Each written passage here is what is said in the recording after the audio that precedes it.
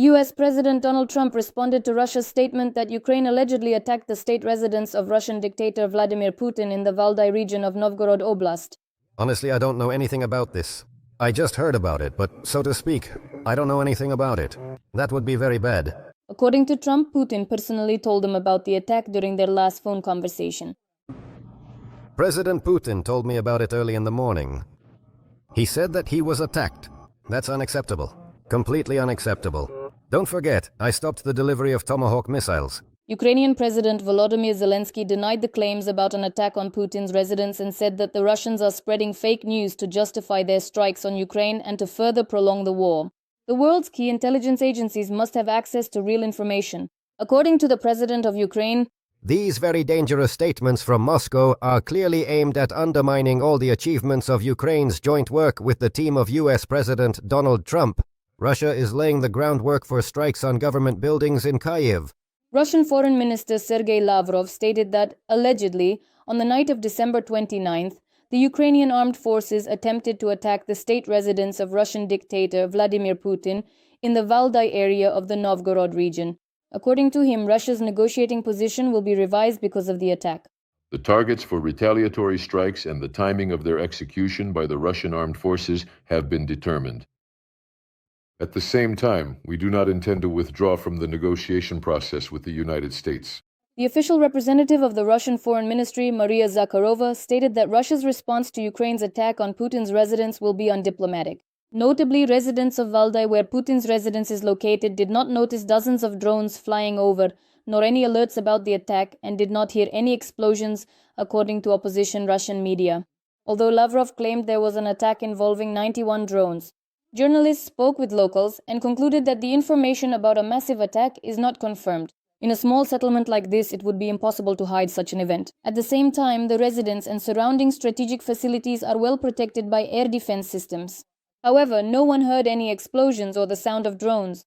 Negotiations took place in Florida between US President Donald Trump and Ukrainian leader Volodymyr Zelensky. After the meeting, during a joint press conference, the president of Ukraine stated, "We have mutually agreed that robust security guarantees are a truly key and essential milestone for achieving a lasting and enduring peace, and our dedicated teams will continue to diligently work on all critical aspects of this important endeavor."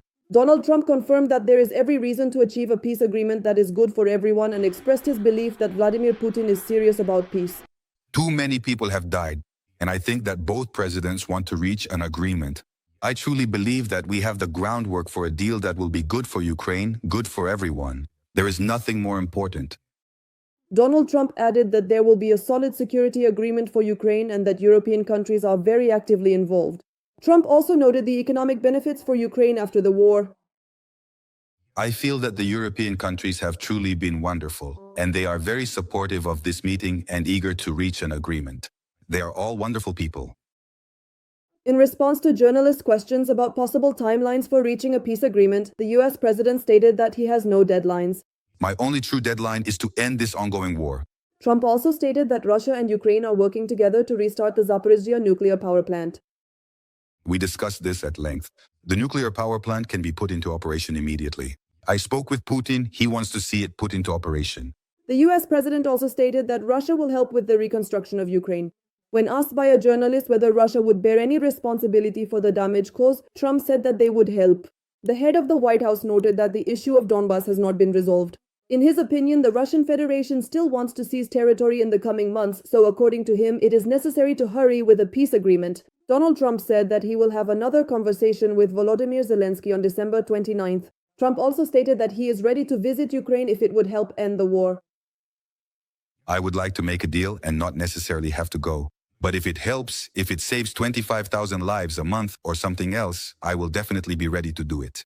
The head of the White House predicted that in a few weeks it will become clear whether the peace plan will work. According to him, a trilateral meeting involving himself, Ukrainian President Volodymyr Zelensky, and Russian dictator Vladimir Putin could take place at the right time. Ukrainian President Volodymyr Zelensky, shortly after the negotiations, announced an agreement regarding the next meeting of the Ukrainian delegation with the United States in January 2026 in Washington.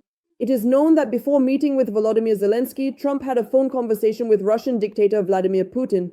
Putin's aide, Yuri Ushakov, stated that during the conversation with the American leader, the Kremlin ruler said that Ukraine must surrender Donbas to end the war. Meanwhile, Fox News reports that Ukrainian leader Volodymyr Zelensky and dictator Vladimir Putin may have a phone conversation for the first time in 5 years.